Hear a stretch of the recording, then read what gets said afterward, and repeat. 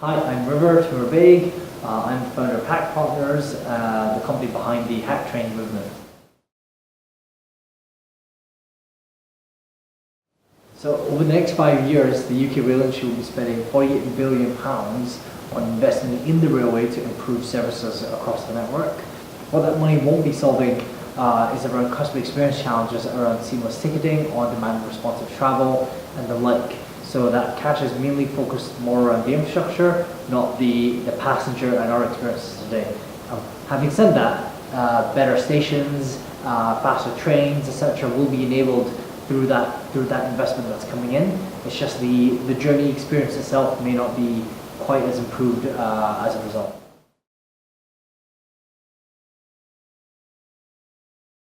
Nirvana of train travel, for me, in my opinion, would be having something which is a hybrid of flexible on-demand travel and also schedule-based travel as well. So during the weekdays as a commuter from 9 to 5, I want to be able to make sure I can get that train on time every day and make sure I can get home no problems.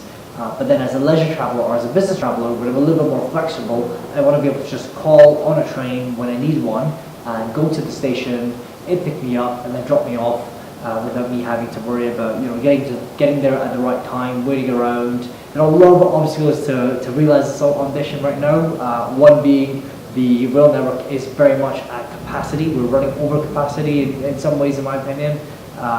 So it's very, very hard to get new trains onto the track because actually there's just so little we can get on and we can fit. This is being solved, however, by digital signalling. So as digital signalling improves, on-demand rail travel will become more and more realistic as well. And then it will be up to the operators to make that a reality because we'll have the necessary infrastructure in place to make that happen already.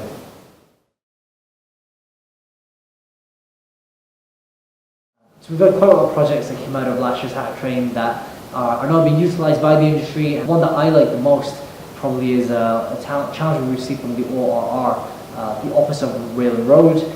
They basically came to us and said, we get lots and lots of data from Network Rail around their major projects that they're going through. So these major projects are anything between upgrading a new station all the way to building a new rail track. So they can be the cost of a couple of million or a couple of billion. It's a big scale and they're very, very important to Network Rail and also the taxpayer ultimately who funds Network Rail. And ORR, their big challenge is that they need to make sure these projects don't go over budget and are delivered on time. And the data that we're getting from Network Rail made it very, very hard for them to try and predict and monitor these projects efficiently. So they asked us, can we just give them any sort of insight from this data? And in the end, what we ended up building for them via the event was a tool with very good level of accuracy that can basically rank some of their highest and most riskiest projects based on the data and be able to tell them where they need to look closer in terms of making sure these projects don't go over budget and don't get delayed. And we're talking quite a lot of money in terms of a delay happening. We're talking 20-30 million per month, saving not ORR a lot of money, but it's saving the taxpayer a lot of money.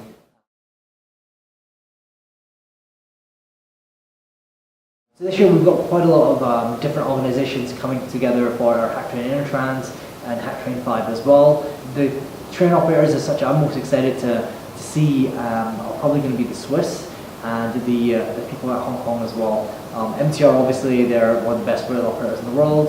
But Swiss Railways are doing something very interesting, which not really heard of, or we haven't heard of it yet.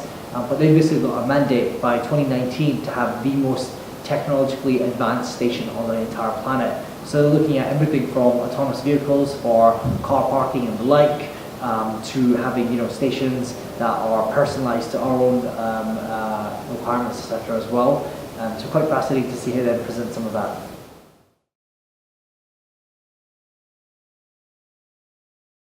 Multimodal journey planning is happening, even right now where we're seeing it occur with the likes of Uber and their on-demand kind of travel that they've been producing.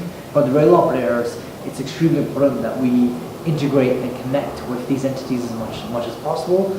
Ultimately, passengers are going to go where it's easiest and most convenient, not where it's challenging and hard to even figure out if you're on the right train or not.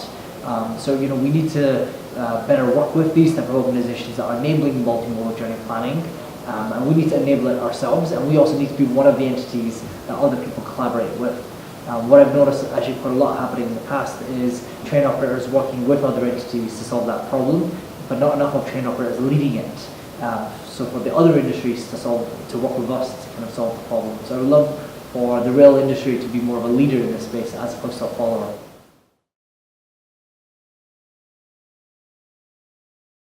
So for this year's Hacktrain 5 and the Hacktrain conference, we're doing something very, very special compared to previous years. We're focusing on outside in. So we're inviting a lot of different innovators from the aviation sector, retail sector, highways and roads, etc., to come along and share best practices and knowledge of how they've innovated and the successes they've achieved. Previous events have been very much focused on what the rail industry is doing, but this time around it's about looking far and beyond our own line of sight to be inspired and learn from other areas.